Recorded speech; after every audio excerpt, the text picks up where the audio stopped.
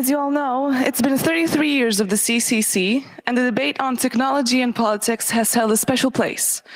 Our first talk today is called Der 33-Jahre-Rückblick, and it will be quite meta, as it will backtrack through the titles and abstracts from 1984 to today, analyze apparent patterns and turning points in the subject.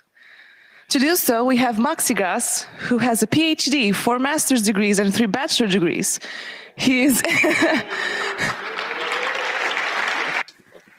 Bonjour, bienvenue sur le canal de traduction de cette conférence sur le 33e Jahresrückblick, donc ou Jahre-Rückblick, donc réalisé par Corfury, bonjour. Et Ron Feist, vos traducteurs pour cette présentation. Comme la traduction française est en bêta, nous vous demanderons de partager avec nous vos remarques sur la traduction, sur le compte Twitter #C3T ou par mail hello@c3lingo.org. Merci. We started a couple of weeks ago, and Donc, c'est un projet que nous avons commencé il y a quelques années. L'idée, c'était de regarder, de mettre en relation la politique en rapport avec le Congrès. C'est une sorte de méta-talk. Pourquoi on était intéressé par cette question? C'est bien sûr parce qu'il n'y a jamais de débat vert au sein du Congrès avec les techies hardcore. Quel type de politique devrait être présente au Congrès? Quel est le contenu technique intéressant qui devrait être présenté? Et en même temps, ce sont des questions scientifico-sociales qui sont importantes entre la relation entre la société et la politique.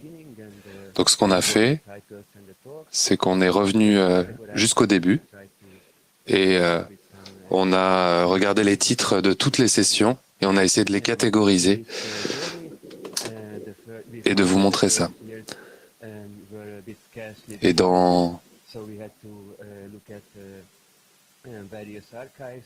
on a travaillé sur pas mal d'archives et on aimerait partager avec vous une vidéo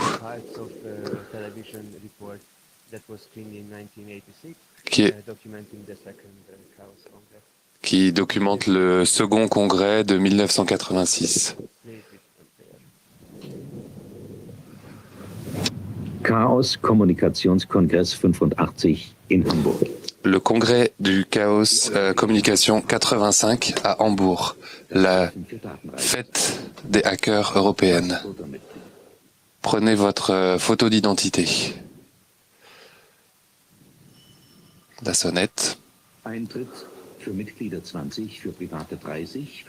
L'entrée 20 pour les membres, 30 € pour les autres et 100 pour les entreprises.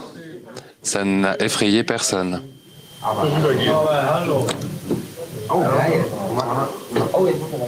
Die Kontrollen waren scharf. Der Fleisch lauert überall und heißt hier Gilb. Ist die Post. Les contrôles étaient très fréquents car les ennemis étaient nombreux et le contrôle s'appelle GILP. Ici, les téléphones sont gérés. C'était un peu le bureau d'échange de données et de communication.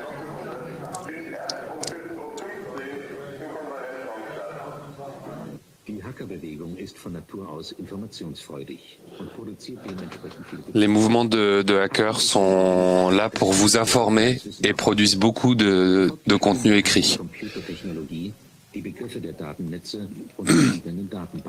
Ils comprennent la technologie, ils comprennent la structure des bases de données et la structure des données. Ici, vous avez le droit de hacker tout à fait légalement. Le hacker a besoin d'un ordinateur, d'un téléphone et d'une connexion entre les deux. Un coupleur acoustique ou un modem. À partir de ce moment-là, on peut commencer à déplacer des données. Bien sûr, les propriétaires des ordinateurs n'aiment pas forcément quand d'autres personnes se promènent sur leurs appareils, d'où la protection par des mots de passe ou des numéros secrets. Ce qui est aussi un des sujets principaux du Congrès, la sécurité. Nahezu alle Veranstaltungen fanden statt und nahezu alle zu einem anderen Zeitpunkt als angekündigt. Quasiment toutes les conférences ont eu lieu à un autre moment que le moment prévu. Also des Hackens. Wao sagt, Wir sind nicht wie angekündigt 5 Hacker aus 6 Ländern. Nous ne sommes pas, comme annoncé auparavant, 5 hackers venant de quelques pays. On est un petit peu plus. Quand on veut échanger des idées, les idées sont importantes.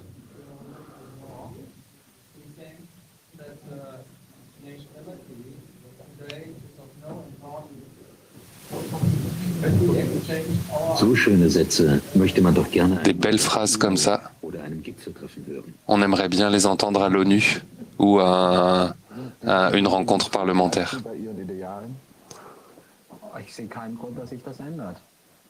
Je ne vois pas de raison que ça change. Est-ce qu'il y aurait peut-être un moyen de faire bouger toute la population? Une belle utopie.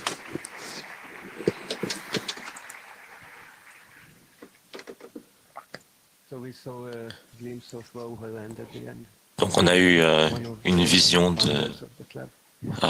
un des fondateurs du club. Alors, voilà un nuage de mots, des termes qu'on voyait dans les talks, dans la description des talks. Vous pouvez voir que la plupart sont des termes techniques, mais pas mal d'entre eux sont quand même approchés d'une façon poétique ou un peu plus romantique. On peut voir qu'il y a ce mot qu'on trouve dans les talks sur la technique politique, le terme de cauchemar qui est en haut à gauche. Et ce qu'on a regardé, ce qu'on a cherché à voir, c'était au fil des années, comment est-ce que ces termes techniques et ces termes politiques se sont développés et qu'est-ce que ça peut nous apprendre sur l'univers du Chaos Computer Club et sur la scène européenne du hacking. Et une autre question, c'était comment est-ce que cette évolution était liée à des transformations sociétales plus profondes. Par exemple, quel a été l'impact sur ces mots et sur ces tendances de la chute du mur de Berlin.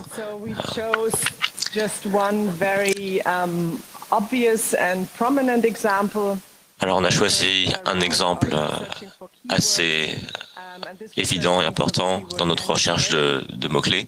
C'était le mot-clé NSA. Alors vous pouvez peut-être pas lire les années là, mais on peut voir qu'on en a parlé en 2004 et 2005, et ensuite pas du tout jusqu'à 2013. Et d'un point de vue, de ce que moi je percevais, je pensais qu'on en aurait parlé dans les années précédentes. Tout le monde en 2013, tout le monde disait « je vous l'avais bien dit, on en parlait depuis longtemps ». Et quand on regarde les sujets des présentations au Congrès, on voit pas ça du tout. Et comme Maxigas l'a dit, ce qu'on veut faire ici, c'est parler des gens et des talks qu'il y a eu Et on est intéressé quand même pour trouver d'autres preuves de ça. Peut-être que ce n'était pas visible dans les présentations du Congrès, mais qu'on en parlait ailleurs. Alors, d'où viennent les données qu'on a? Avant 1992, c'était le plus difficile. On a essayé la Congress Archive sur le site du CCC, mais c'est plus disponible maintenant. Heureusement, la Web Archive avait une copie.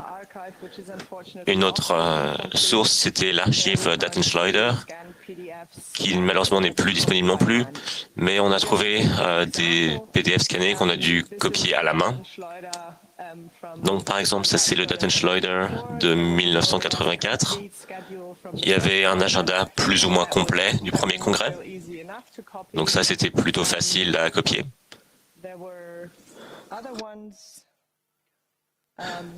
Et il y en avait d'autres. Ça dit aussi amenez votre pièce d'identité. Et voilà, celui-ci de 1991, c'était plus dur à lire, mais toujours possible. Alors bien sûr, il n'y a pas non plus de résumé des conférences, donc c'était pas forcément facile de deviner ou de comprendre de quoi les conférences parlaient. Et ensuite, on avait des fichiers comme celui-là, qui est une revue de l'année 1990. On n'a pas pu trouver de Fahrplan ou de planning ou de liste de présentation. Et donc, ce qu'on a fait ici, c'est qu'on a lu ce résumé et on a essayé de comprendre de quoi parlaient les conférences. Est-ce que c'était une conférence, un atelier, de quoi les gens en parlaient, de quel sujet on a parlé.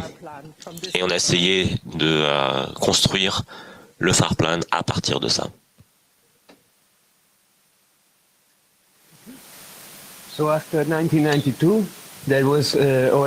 Alors, à partir de 1992, on avait déjà cette chose qu'on appelait le World Wide Web, le web, et les Fahrplan, les agendas du Congrès ont été généralement publiés sur le web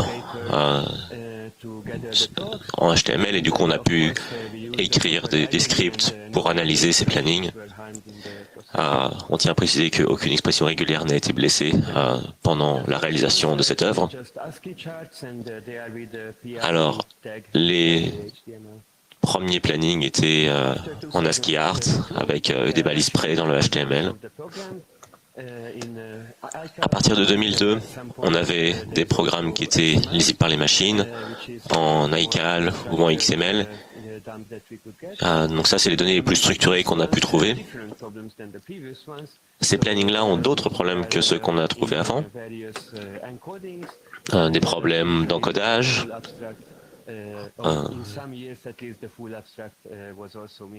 Certaines années, il n'y avait pas le résumé complet des présentations. Donc ça, c'était d'autres problèmes qu'on avait quand même à résoudre pour notre analyse. Tout ce qu'on a utilisé pour générer nos datasets et les datasets qu'on a générés sont disponibles sur ce dépôt Git.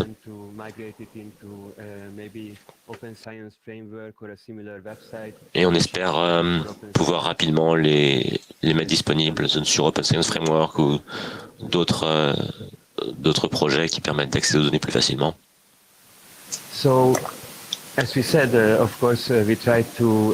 Alors, comme on a dit, on essayait de discerner quel talk devrait être considéré technique, quel talk devrait être considéré politique, et on a dû introduire d'autres catégories pour prendre en compte les autres types d'abstracts plus controversés. Donc on a regardé 2300 présentations dans des fichiers en CSV et on a demandé à 3 personnes de les catégoriser. Et on voudrait dire merci à Fumiko qui nous a beaucoup aidé pour travailler sur tous ces talks. Alors on n'a pas utilisé les catégories qui sont utilisées par les tracks de la conférence. Déjà parce que les catégories ont changé au fur et à mesure des années, mais aussi parce que ces catégories ne sont pas forcément un reflet de la question que nous, on voulait poser. Alors, bien sûr, le débat le plus difficile, Et comment est-ce qu'on fait la différence entre la technologie et la politique? On peut dire que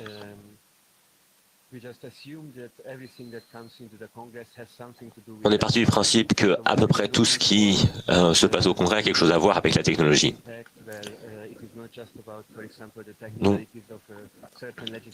la question était, est-ce qu'il y a un impact social? Pas forcément juste les aspects techniques d'une loi en particulier, mais comment est-ce que cette loi impacte la société? Pour quel groupe de personnes? Est-ce que c'est bon ou mauvais, etc. Alors, on a eu des présentations pour lesquelles on n'avait pas de résumé. Par exemple, il y avait celui-ci qui s'appelait THC++. On ne sait pas de quoi ça parlait, on a nos hypothèses, mais on ne peut pas dire assurément si c'était technique ou politique. Il y a aussi des non-présentations comme le Hacker Jeopardy, des sets de DJ, de la musique, du théâtre, qu'on a aussi exclu de notre dichotomie politique versus technique. Et puis, il y avait aussi des présentations qui étaient un peu controversées. Et ça illustre le fait que la distinction entre politique et ethnique n'est pas forcément facile au Congrès. Par exemple, cette présentation sur les objets sous forme de logiciels, une révolution. Et quand on regarde la présentation, ça a l'air technique, mais quand on lit le résumé, on voit que c'est technique et que ça parle de comment les objets sont faits avec des machines CNC, des imprimantes 3D, etc. Et donc, on peut se dire à partir de là que cette présentation avait quand même une approche politique ou sociétale. Donc, on a des résultats préliminaires. Alors, bien sûr, ça s'est fait à partir du tagging qu'on a eu sur un seul dataset. Et pour avoir plus d'informations, on a rejoint des datasets ensemble. On a trouvé des choses qui étaient cohérentes. On a trouvé par exemple que les présentations sont à peu près toujours 50-50, un petit peu plus de technique. Si on regarde surtout notre premier dataset qu'on a fait, ça a l'air un tout petit peu plus technique, mais c'est presque 50-50 entre technique et politique. Et on avait des choses qui étaient incohérentes. Par exemple, en 2007, on peut voir que le nombre de présentations diminue. Et ça, c'était pas parce qu'on avait changé de lieu. Le nombre de participants n'a pas changé non plus. On ne sait pas vraiment d'où ça vient. Si vous savez, merci de nous le dire. Si on regarde ici, ça c'est toutes les présentations au fil des années. Et 87-88, on n'a pas trouvé d'informations du tout. Pas de commentaires, pas de farplan.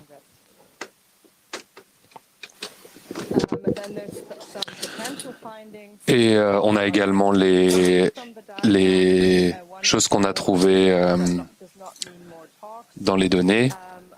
Plus de participants ne veut pas forcément dire plus de talks, plus de présentations. En 89, on voit qu'il y avait pour la première fois moins de talks techniques que politiques, ce qu'on voit dans ce graphique. Donc, voilà, on voit ici la courbe technique qui passe sous la courbe politique.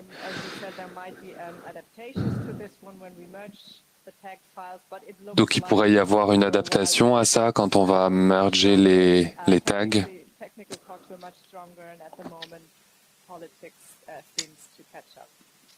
Et on voit qu'aujourd'hui, les talks politiques sont en train de remonter.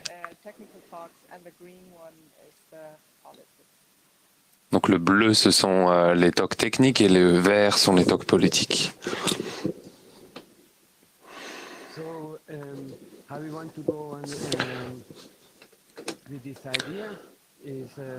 Donc, on va vous montrer comment on a décidé de procéder. Donc, on vous demande de nous aider, peut-être améliorer le code, ou alors être volontaire pour catégoriser les talks. Vous pouvez mettre une requête pour juste quelques talks.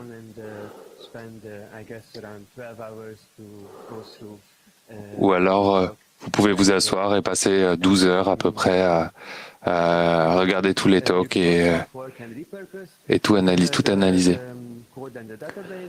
Vous pouvez aussi réécrire et restructurer le code ou la base de données.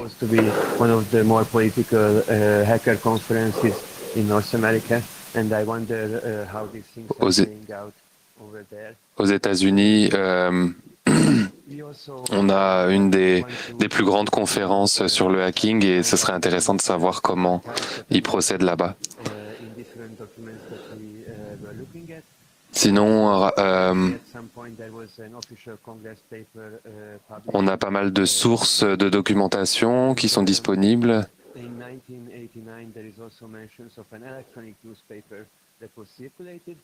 Donc on avait en 1989 apparemment un journal électronique qui circulait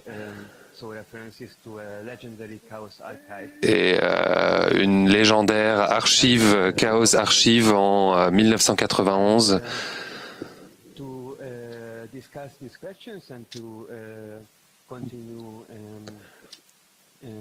Et pour discuter cette question et continuer cette discussion dans un talk suivant, demain à 4 heures de l'après-midi dans la pièce A2, on pourra vous pourrez venir pour discuter avec nous de tous ces points. Comme j'ai dit, voilà, on doit voir comment les trois datasets catégorisés peuvent être mergés. Ensuite, compléter les datasets et nettoyer le code. Mais cette idée stupide de diviser les talks en technologie et politique, c'était vraiment juste une première étape pour trouver une catégorie simple. On aimerait passer plus de temps pour vraiment qualifier et quantifier les données. Donc on aimerait créer des groupes pour focuser sur des sujets et créer utiliser les statistiques pour commencer les discussions.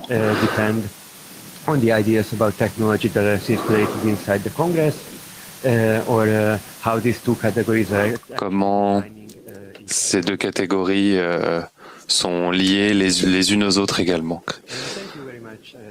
Et merci beaucoup. Vous pouvez voir nos adresses mail ici et nos coordonnées. Et les slides sont disponibles également sur notre site, dont vous voyez le lien ici. Et je voudrais demander à l'audience qui a assisté à notre congrès dans les années 80. Ah, il y a quelques personnes ici qui lèvent la main. J'espère vraiment que certains d'entre vous pourront se joindre à notre workshop demain, car on a vraiment très peu d'évidence, de preuves écrites de ces conférences. Merci.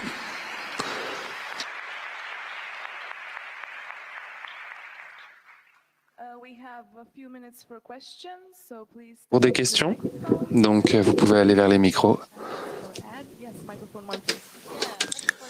Oui, merci beaucoup pour ce talk très intéressant.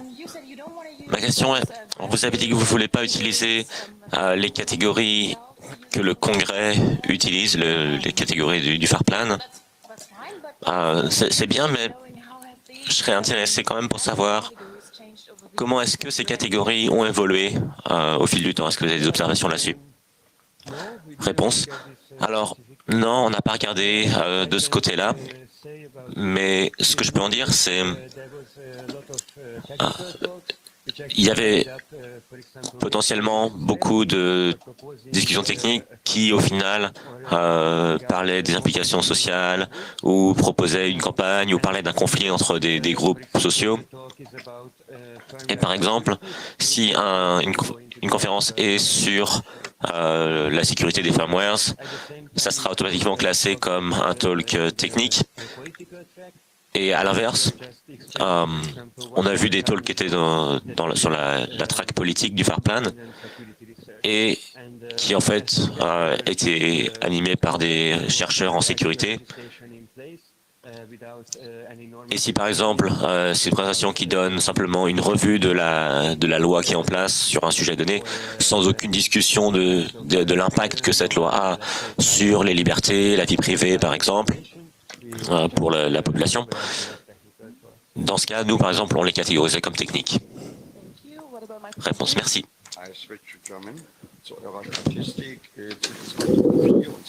So, Ihre Statistiken zwischen 2004 und 2000, vos statistiques entre 2004 et 2007 par rapport au nombre de workshops qui a diminué.